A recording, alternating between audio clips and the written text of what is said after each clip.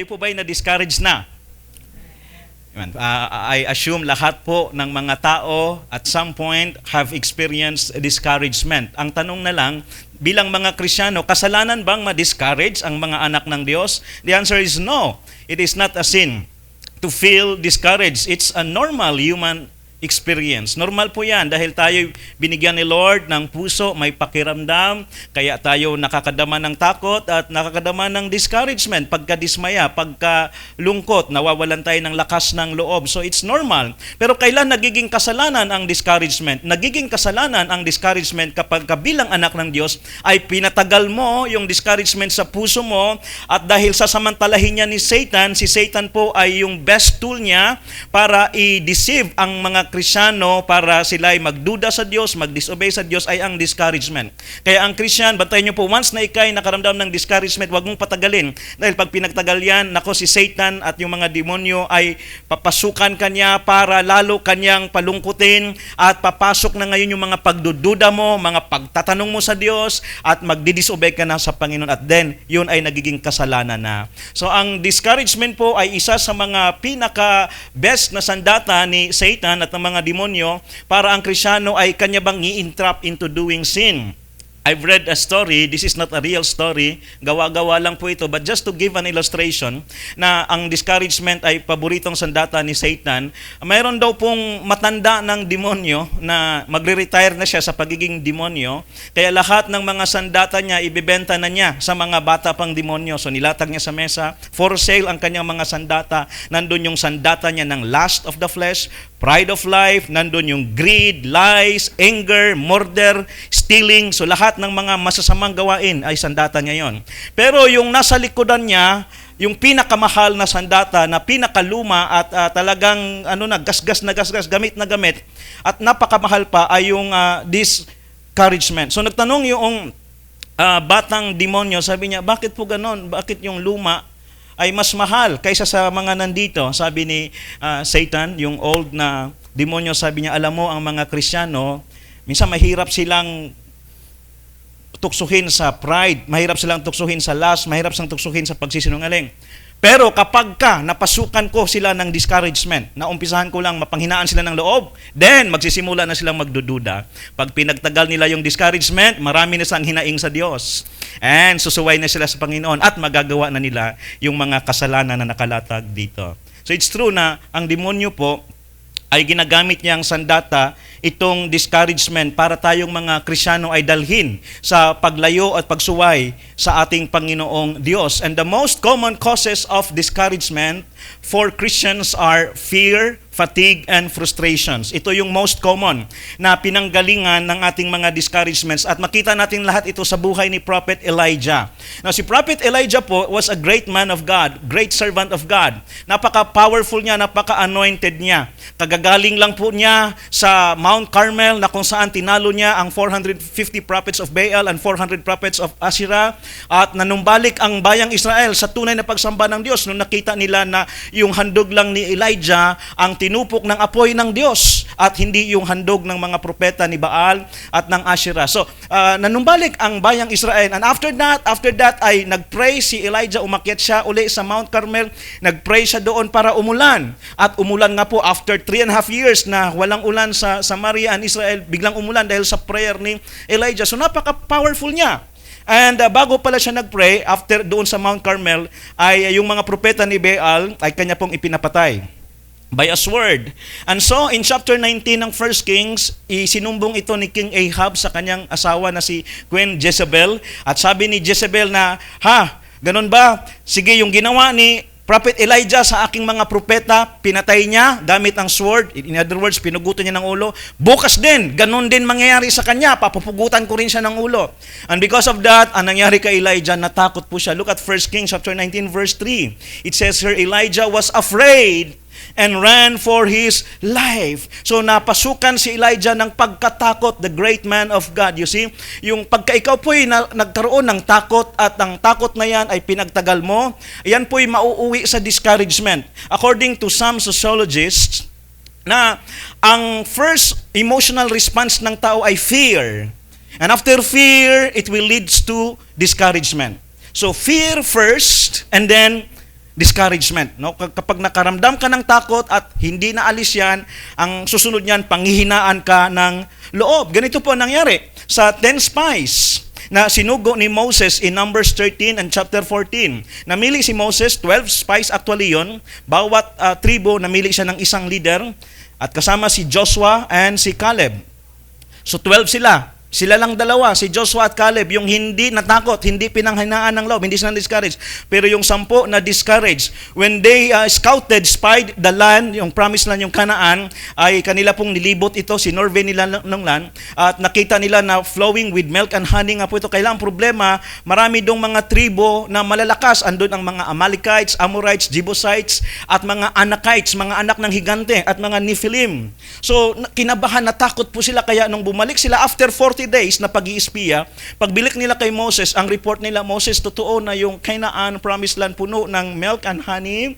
Ang ganda ng lupain, napakataba. Ito nga, may dala kaming mga bunga ng mga pananim doon. Kaya lang ang problema, andun ang mga kalaban, ang dami-dami. Ang lalaki nila, wala tayong kalaban-laban, para lang tayong grasshopper, or para lang tayong insekto sa harapan nila. Wag na tayong pumasok doon.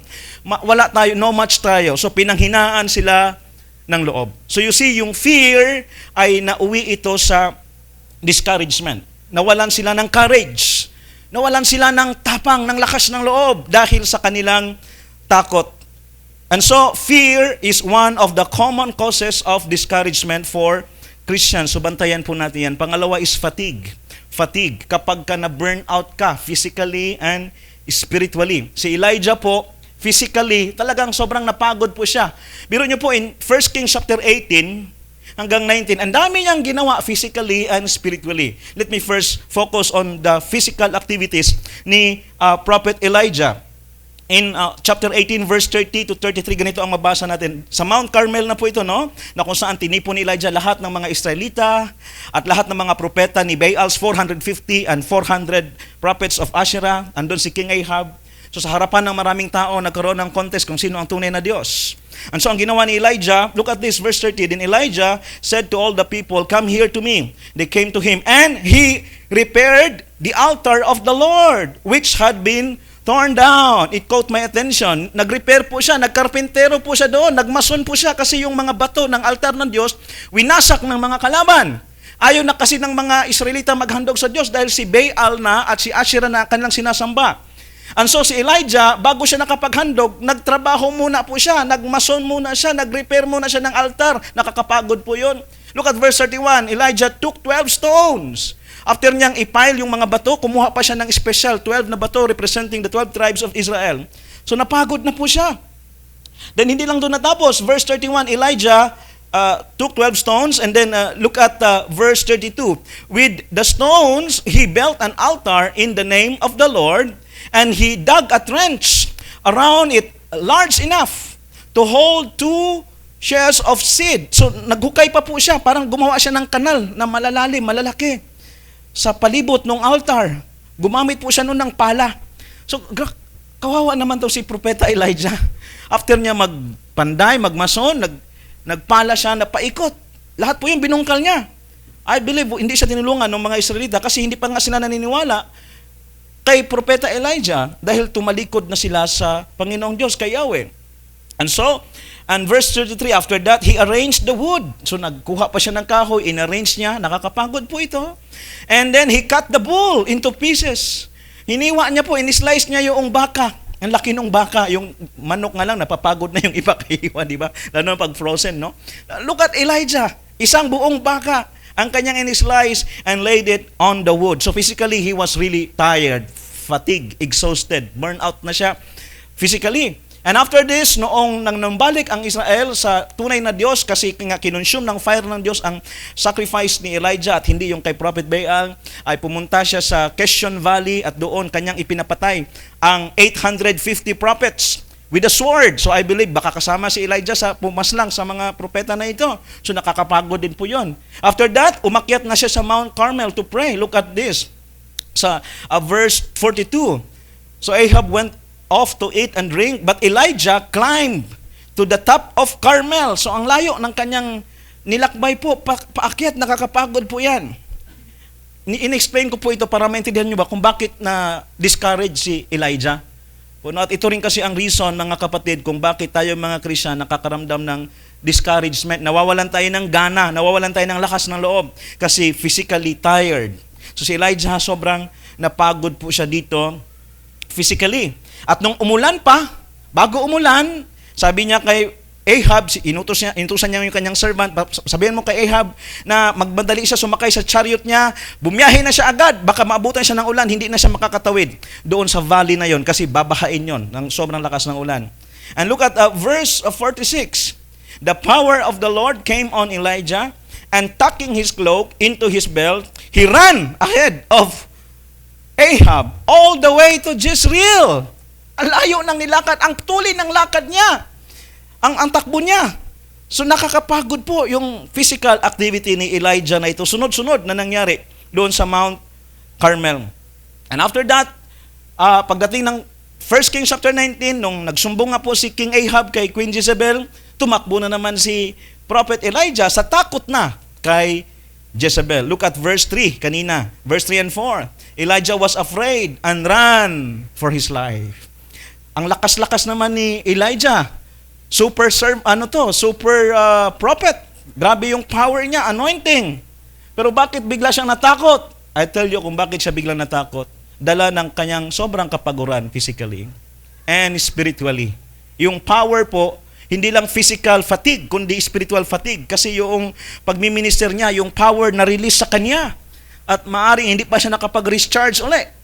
Minister siya ng minister, tapos hindi siya nakapag-recharge, mapapagod ka talaga spiritually. I know what I am speaking dahil bilang pastor, kapag panay ka pray over, panay ka minister sa iba, pero magkulang ka lang sa prayer, personal prayer mo kay Lord, mapapagod ka, ma-burn out ka spiritually kasi yung power ay mapapasa sa iba. Ikaw ang mauubusan. So ito nangyari kay Elijah.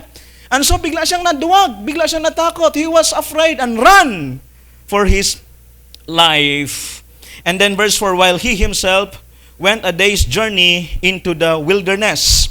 And look at his discouragement. Pagdating doon sa wilderness, he came to a broom bush or a juniper tree and sat down under it and prayed that he might die. Grabe yung discouragement niya. Gusto niya nang mamatay. Ang sabi po niya, I have had enough. Tama na, Lord. Sobra na to, Panginoon. Grabe naman ito.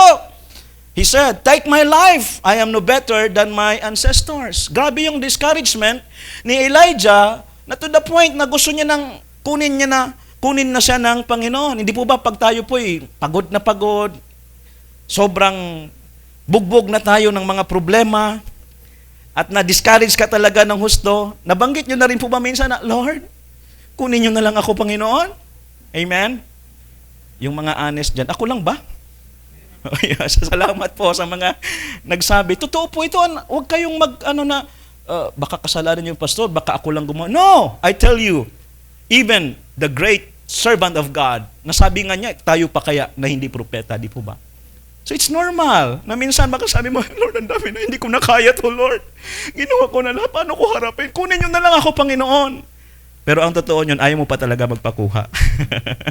Si Elijah po, ayaw naman talaga niyang mamatay pa eh.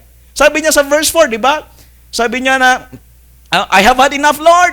Take my life. Pero yung verse 3 lang kanina, tumakbo siya kay Jezebel. Anong gusto ni Jezebel? Patayin siya. Sana si Elijah, patayin ko yon. Kung gusto talaga ni Elijah mamatay, di dapat di siya tumakbo. Ito, gusto ko nang mamatay, discourage na ako, patay mo na ako. But the fact tumakbo siya, ayaw pa niyang mamatay. Dahil lang yun sa emotion, na discourage lang siya. So kapatid, kapag nagsabi ka, Lord, kunin niyo na lang ako, Panginoon. Discourage ka lang. Ayaw mo pa talagang kunin ka ni Lord. Amen. Amen. Amen. Yun po. Yun yung totoo niyan. Yung puso natin, ayaw pa talaga, although nagsabi ka.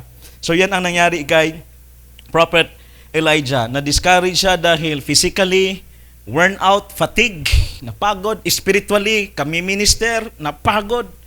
Si Elijah, ang resulta, emotionally, na-fatigue din, na-worn out, na-burn out siya. So na-discourage ng gusto. Pangatlo is, yung ating frustration. Frustration. Yung bang Marami ka namang ginawang tama para sa Panginoon pero parang walang resulta, walang magandang nangyari. Look at Elijah dito sa 1 Kings chapter 19 verse 10. Sabi ni Elijah sa Panginoong Diyos, I have been very zealous for the Lord God Almighty. The Israelites have rejected your covenant, turned down your altars, and put your prophets to death with the sword. I am the only one left, and now they are trying to kill me too. So, grabe yung discouragement ni Elijah dito, mga kapatid. Kasi kumbaga, ginawa naman niya ang tama. Sinunod niya yung will ni Lord. Feeling nga niya, siya lang ang mabuting propeta. Siya lang nag-isang natirang propeta. At lahat ng Israelite tumalikod na sa Panginoong Diyos. Yun ang kanyang feeling. Pero hindi ito totoo dahil may 7,000 pang hindi sumamba kay Baal. At may 100 prophets pa na itinago ni servant Obadiah, servant ni King Ahab, in 1 Kings chapter 17, tinago niya sa dalawang kuweba, 50 each. So akala ni Elijah, wala nang natirang propeta ng Diyos, yan na lang, pero meron pang 100. So yun ang feeling niya. Dahil na-frustrate siya. Sabi, ginawa ko naman lahat. Grabe yung seryoso ako sa inyo, Lord. Very zealous ako for the Lord God Almighty. Masunurin ako sa inyo, Panginoon. Nagsiserve naman ako sa inyo, pero bakit ganito ang resulta? Hindi ako pinapakinggan ng Israel.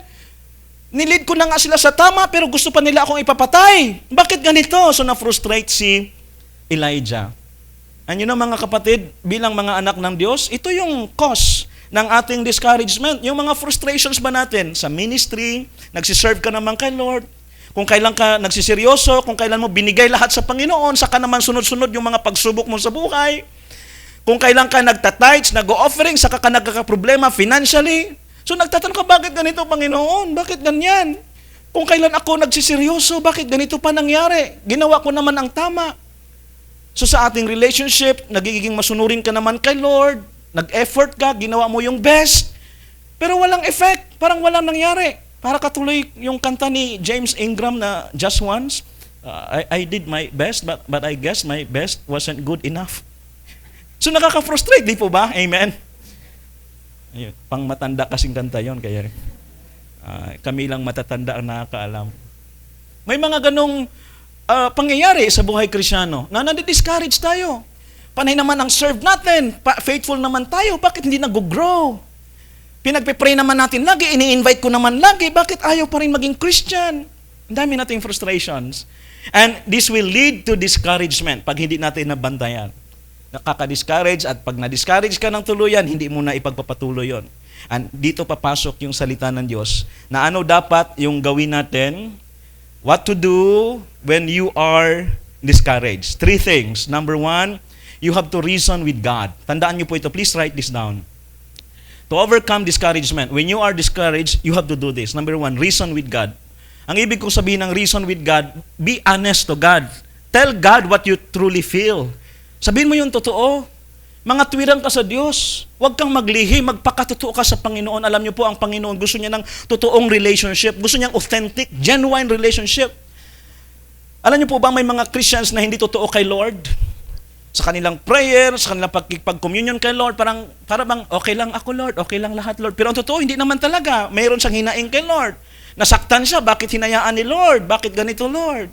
So ayaw ni Lord ng magpakunyari. Ayaw niya ng plastic sa relationship. Mas gusto ni Lord na totoo. Magpakatotoo ka sa feelings mo. Kasi totoo naman talaga nangyari sa iyo yan eh. At pinahintulutan ni Lord na mangyari yan para mag-usap kayo ng gusto, masinsinan. God wants to reason with us. And look at Elijah. Ganun ang ginawa niya. Hindi siya natakot. Nagpakatotoo siya sa Panginoon. Ganito i-handle ang discouragement. Pag na-discourage ka, kay Lord mo i-open. Maging honest ka kay Lord. Reason with God. Look at Elijah in verse 4. While he himself went a day's journey into the wilderness, he came to a broom bush, sat down under it, and prayed that he might die. Sabi niya kay Lord, I have had enough, Lord.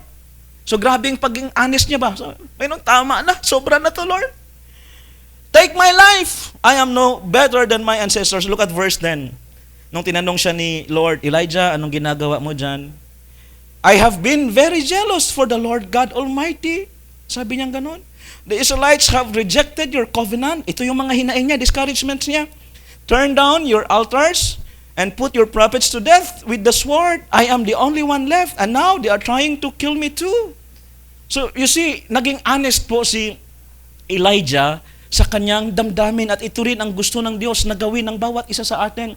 When was the last time you have been honest to God sa feeling mo? Alam niyo po, pag hindi ka talaga sobrang close kay Lord, mababaw lang yung prayer mo, pakikipagrelasyon mo kay Lord.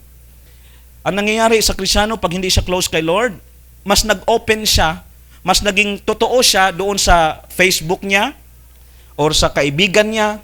Kaya doon siya nagrarant, doon niya binubuhos yung discouragements niya. And na-discover ko lately lang, kasi hindi po ako pala Facebook, no? Meron, bukod sa Facebook post, meron pa pala yung mga my day na nakalagay sa noo. So nakalagay, kunyari nakalagay na, frustrated na ako, or pagod na, mga ganon. Tinanong ko pa yung wife ko, ano ibig sabihin nito, love? Sabi niya, hindi, notes yan na pwede mong i-post. Yung pag ang Christian, nadi-discourage, abay doon sinasabi sa Facebook, doon sa social media, yung mga nakakabasa noon, karamihan doon, wala namang pakialam, yung kalaban mo pa yun, mas natuwa pa yun, buti nga sa kanya. Gaganon pa yun sa'yo. So wag doon, but with God, kay Lord mo ibuhos. Reason with God through prayer. Maging honest ka kay Lord sa feelings mo, doon mo iiyak, doon mo isumbong. At kung gusto mong sumbatan si Lord, sabihin mo, I believe, yung pagsumbat kay Lord, ay hindi ka mamamatay dahil ang Diyos ay napaka mapagmahal, malawak ang kanyang pangunawa. Si Elijah, grabe naman din yung sinabi niya, I have had enough, Lord, take my life. Bakit ganito? Pero ganun pa man, ang grace ni Lord, sinustain siya. So basta maging totoo lang tayo. Kaysa sasabihin mong, okay lang ako, Lord, pero hindi ka naman totoo. Ayaw ni Lord ng fake na relationship. So reason with God. Look at in Isaiah chapter 1 verse 18, sabi ng Panginoong Diyos, come now, let us reason together. Magpaliwanagan tayo. Ano bang problema? Baka kasalanan mo. Kung marami kang kasalanan, halika, lilinisin ko yan. Ano bang mga problema? So gusto ni Lord magpaliwanagan, reason together, commune with God in prayer. So when you are discouraged, go to your room, lock your door, sabi ng Panginoong Jesus, and pray to your Father who is unseen. Mag-pray. Pour out your frustrations, your discouragements. Doon mo sabihin kay Lord.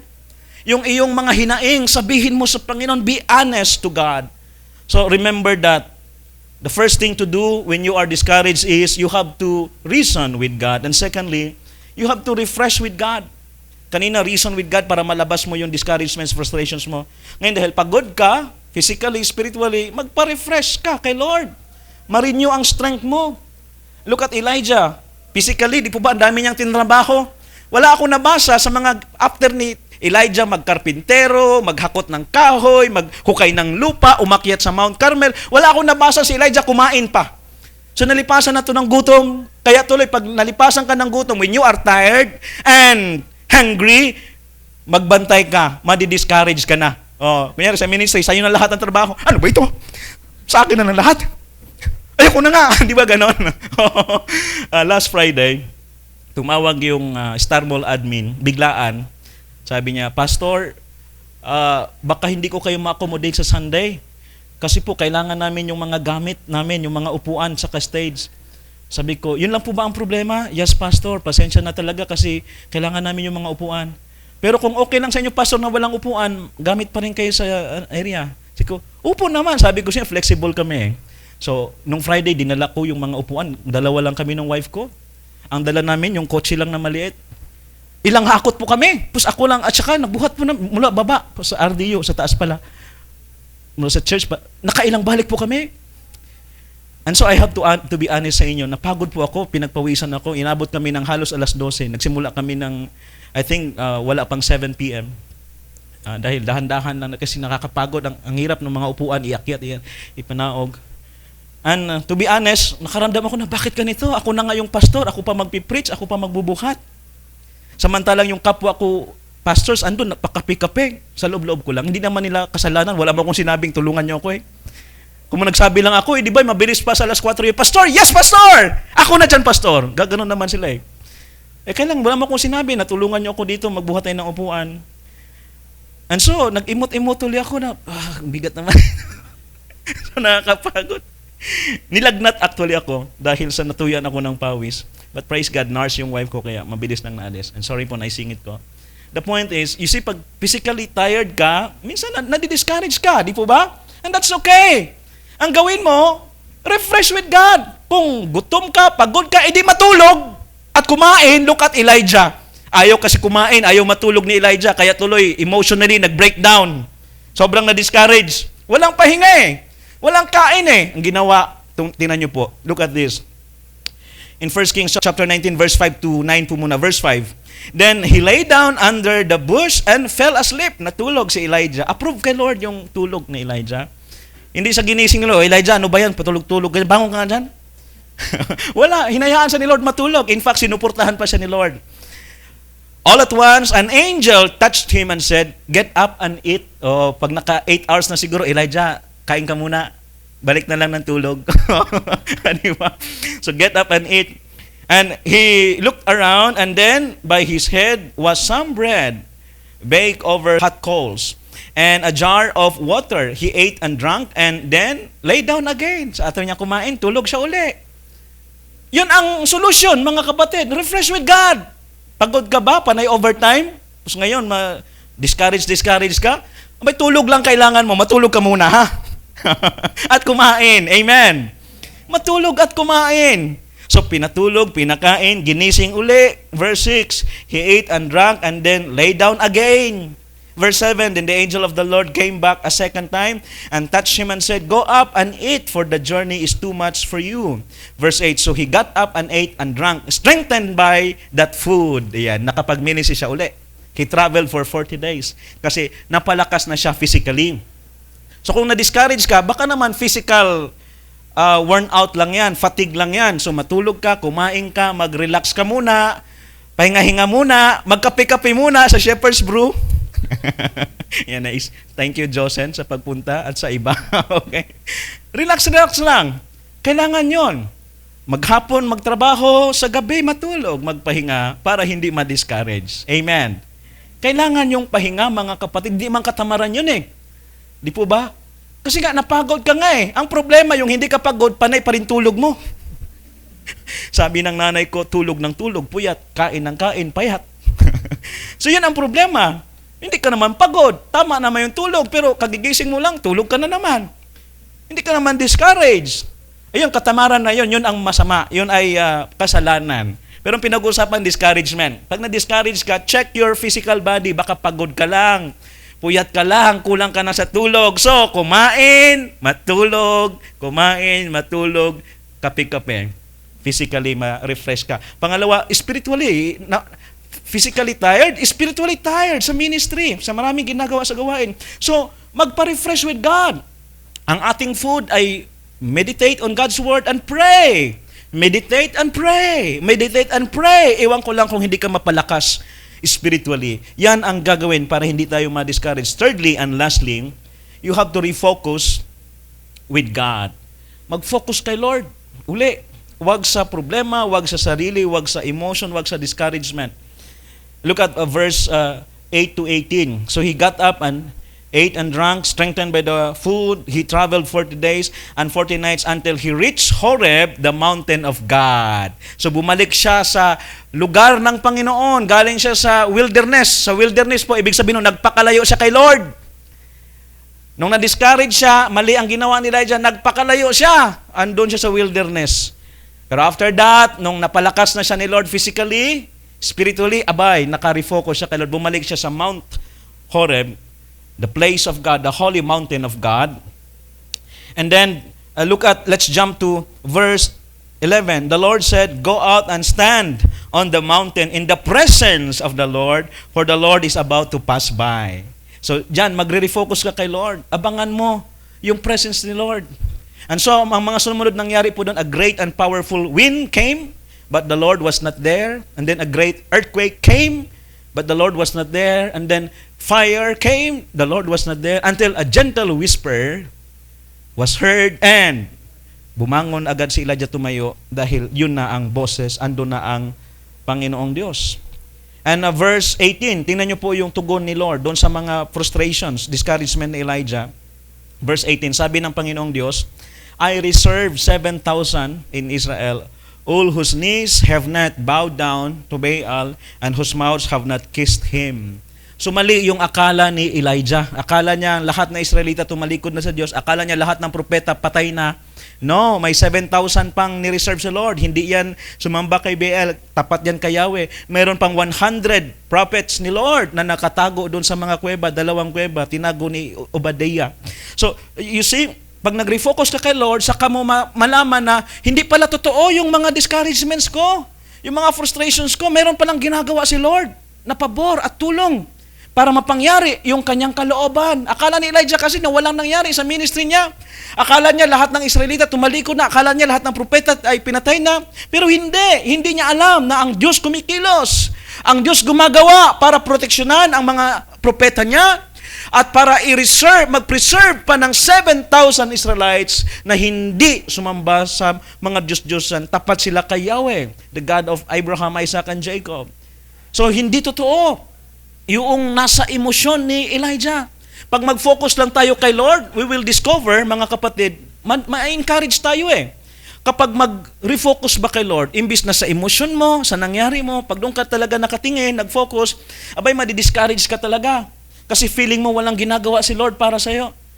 But stop focusing on your circumstance and on your emotions, but fix your eyes where your eyes should fix to, kay Jesus Christ. Hebrews 12 verse 2, fix your eyes on Jesus, the author and perfecter of our faith. Sa Kanya ituon yung paningin.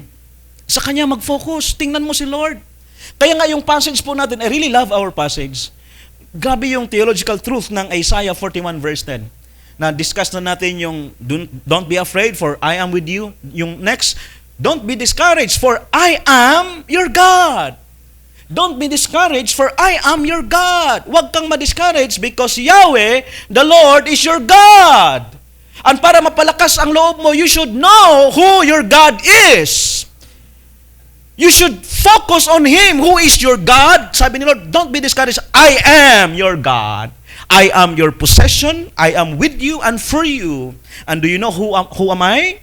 I am your God. The all-powerful God, the ever-faithful, ever-present, merciful, loving, the God who can do everything with Him, nothing is impossible. The God who is for you, not against you, and is with you, and He works in all things for your good. You should know who your God is. So don't be discouraged because Yahweh, the Lord Jesus, is your God. Yun ang kanyang sinasabi sa Isaiah 41 verse 10. Don't be discouraged, for I am your God. Ang tingnan mo yung mga gawa ni Lord in the past, yung mga kamangha-mangha niyang gawa, balikan mo yun. He is our God. He is our faithful God. Yung ginagawa niya at present, tingnan mo yun. Consider that. Yung gagawin pa niya in the future, alam mong lahat yun mangyayari because the God you serve is faithful and true. Amen. He is faithful and true. Yun ang ibig niyang sabihin na don't be discouraged for I am your God. I am truthful. I am dependable. I am faithful. I keep my promises. So don't be discouraged. Don't be discouraged because He is your God. So, ang gagawin natin, tandaan po natin, reason with God, refresh with God, refocus with God. Let me tell you my story. 7 years ago, and we will end after this. 7 years ago, dahil po sa mga pangyayari sa church na hindi maganda, nabawasan yung membership, maraming struggle sa ministry. Feeling ko hindi nag-grow ang gawain. Hindi na nga nag-grow, nabawasan pa. So, I was so discouraged. Sobrang na-discourage po ako dahil sa mga nangyayari sa church. Feeling ko hindi ako effective na pastor. Question ko na, bakit pa kasi akong tinawag ni Lord? Bakit kasi ako pa niya pinipilit? Ayaw ko naman talaga. So, nung sobrang na-discourage na po ako, dahil may mga lumipat dito sa malaking church, sa VCA, sa Star Mall, kung sino pa yung malaking church, siya pa ang nilipatan. Dapat yung malaking church magbigay ng mga members sa maliliit na church. Last Sunday, nagsumbong yung ushers natin. Yung mga standee kasi natin nakalagay sa mga elevator at escalator. Yan. Tapos yung isa nandun sa kabilang side, ay 2 beses pinatanggal ng VCA. Hindi ako nagsusumbong po ha. 2 beses kasi daw sa kanila daw yung side na yon. Sabi ko, wala, bump car naman yan doon ah. But that's okay. Kasi natatakot silang baka mapunta yung ibang members dito. Kaya ang prayer ko, Lord, Pag-apawin nyo nga ng members yung VCA, padamihin nyo na gusto umabot hanggang dito, na wala nang maupuan, problema yung mga members, saan ba tayo, wala maupuan, doon na lang tayo sa call to shepherd, oh. May bakante pa doon. Para hindi sila mag-alala, Lord, na mabawasan ang members.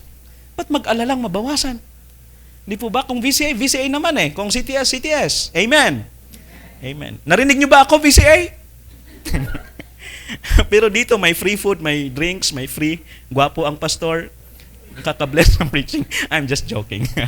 Yung huli, nagbibiro na ako. Nagbibiro na ako. So, na-discourage po ako 7 years ago dahil may lumipat sa VCA, maliit na nga yung church na pinagpapasuran ko. And sobrang na-discourage po ako, hindi ko makalimutan, pumasok ako sa kwarto sa church, sa aking maliit na room. Lumuhod ako doon, that was around 3 p.m., hindi ko makalimutan po ito. Friday afternoon, and that was 7 years ago. Lumuhod ako doon, iyak ako ng iyak kay Lord. Sinisik ko si Lord, sinisik ko siya sa mga nangyari sa ministry, bakit nabawasan ng church. Sabi ko, Panginoon, hindi naman talaga ako nagpipilit. Pilit kayo ng pilit sa akin. Ayaw ko naman talaga magpastor. Ayaw nyo magpapigil eh. Tapos hindi nyo mga ako sinasamahan. Feeling ko mag-isa lang ako ngayon dito. Feeling ko po mag-isa lang ako. Now, you have to understand kung bakit sobrang emotional ko, bakit ako na-discourage ng gusto. You have to understand my background. Lumaki po akong mag-isa. Wala sa mga magulang, walang mga kapatid. Nandito sila sa Cainta, Rizal, nakatira ako doon sa maliit na isla sa Ubay Island, Bohol. Doon ako lumaki. Doon ako nagkaisip. Hindi ko kasama ang family ko. So feeling ko, lumaki akong mag-isa hanggang nagbinata po ako. Nag-aral akong naiinggit ako sa mga kaklase ko na may mga magulang na naghahatid sundo, may naglalaban ng damit nila, may nagpaplansa, may nagbibigay ng baon. Samantalang ako, kailangan ko mangisda sa umaga, mangisda sa gabi. Walang naghahatid, nagsusundo. Walang naghahanda ng baon. Batang-bata pa lang ako na naglalaban ng uniform, ako nagpaplansa, ng diuling pa na plansa. So naiinggit ako, and then okay lang naman yon na lumaki akong mag-isa. Pero ang sinusumbat ko kay Lord, kasi sobrang na-discourage ako sa ministry na feeling ko walang effect, parang hindi ako effective na pastor. Sabi ko, Lord, parang wala nangyayari gaano sa church. Bakit pa nabawasan imbes na madagdagan? Feeling ko hindi ako mahusay na pastor, Panginoon. Kasi mag-isa lang ako, Lord. Sabi ko sa kanya ganun, Lord, grabe naman kayo, mag-isa na nga akong lumaki. Nung tinawag niyo akong magpastor, dinala niyo ako dito sa Palmera, mag-isa pa ako. Nag-start po ako dito mag-isa, as in zero, nothing. Me and the Lord lang ang kasama ko. Wala akong kasama, walang tumulong, walang church na nagsusuporta, wala lahat. Wala akong pastor na tatay, walang support anyone. It's only me. I feel alone. I was so alone feeling ko at that time. At remember, wala pa akong asawa. At that time, single po ako. So, lalong nakadagdag sa emotion ko. Kaya sabi ko, Panginoon, bakit gano'n? Hinayaan niyo ako mag-isa. Mag-isa na nga akong lumaki. Mag-isa pa ako sa pagpapastor. Tapos ito sa problema, mag-isa lang din ako. Wala man lang pastor, wala mang nagme-mentor sa akin, walang kumakausap sa akin, walang nag-encourage sa akin. Sabi ko ganyan sa prayer ko. Iyak ako, habang iyak ako nang iyak kay Lord. Hindi na ako nahiya. Hindi na ako haya. Mas ikakatuwa ko pa nga po na alisin ako ni Lord eh. Parang feeling ko, alisin niyo na ako dito, Lord. Ayoko na ng ganito. Mas gusto ko pang gawin ni Lord yon. Kailang alam ko kasi na pag ako nag-decide umalis, ayaw niya, wala pa rin ako magawa, ibabalik niya pa rin ako. So, kaya hindi ako natakot. Sabi ko, Lord, bakit ganito? Bakit hinayaan niyo ako mag-isa? Walang man lang pastor nag-i-encourage sa akin. Walang kumakausap sa akin. Sabi kong gano'n. Pagkasabi ko pong gano'n habang umiyak, nag-ring yung cellphone ko. May text message. Wala man akong sinabihan sa sitwasyon ko, nakakahiya bilang pastor. Hindi dapat malaman ng iba na na-discourage ka bilang pastor. Di po ba? Kasi ayaw mong ma-discourage sa mga members ng church. So nililihim ko po yon. It's only my God knows na na-discourage ako. Hindi ko sinasabi kahit kanino. Pero may nag-text. Habang umiyak ako, kinukusot pa dininan ko. Maluha-luha pa, malabo-labo pa nakalagay doon. Ang nag-send si Brother Amang. Nagulat ako, ba't nag-send si Brother Amang? Iyon yung lumipat dito sa Star Mall, sa VCA. Dati yun sa church. Sabi niya, Pastor, may time po ba kayo ngayon? Gusto kayong maka-coffee fellowship ng aming senior pastor sa VCA. Wow, sabi ko, wow, bilis ni Lord sumagot. So, binunasan ko yung luha ko po, nagbihis ako agad, pumunta ako dito sa office nila. Sa pastor's office. Dalawa lang kami, one-on-one, nagkape. I don't know kung bakit niya ako biglang, hindi ko naman siya kilala, bigla akong pinatawag para mag-coffee. And then, sa pagkakape, ang sadya pala niya, para magpasalamat sa akin, sabi niya, Pastor Jeff, maraming salamat. Hangang-hanga ako sa iyo, Pastor. Bakit po? Kasi yung mga leaders mo, si Brother Amang, si Brother Dennis, sila nagsabi na na-disciple mo sila ng gusto at kitang-kita ko, Pastor. Talagang katuwang ko sila sa gawain. Talagang maasahan sila. pangpastor na ang kanilang kalidad dahil sa pagdi-disciple mo sa kanila, pastor. Kaya maraming salamat. Kaya kita pinapakape, pastor. Kasi nagpapasalamat ako sa pag-disciple mo kay Brother Amang, kay Brother Dennis, at sa mga workers na galing sa church mo. Dinisciple mo na husto. And so pagkatapos po yun, umuwi po akong sobrang na-encourage. Kasi yung feeling kong hindi ako effective na pastor, yun pala ay may mga nagpapasalamat. Si Brother Amang, pag nakikita kami, lagi nagpapasalamat. Ngayon, pastor na siya ng VCA sa Sapang Palay. Si Brother Dennis, pastor na rin ngayon ng isang church, satellite church nila. And when I counted, there are over 10 pastors, mahigit na sa 10 pastors pala, ang na-disciple kong na ngayon ay ginagamit na ni Lord sa iba't ibang churches. So yung discouragement ko na parang hindi ako effective, parang walang nangyayari sa pagpapastor, tinugon ako agad ni Lord. Bakit? You have to be honest with God. Reason with God. Magpakatotoo ka lang kay Lord. Reason with Him. Iyak mo sa Kanya, isumbong mo sa Kanya, sabihin mo yung totoo sa puso mo.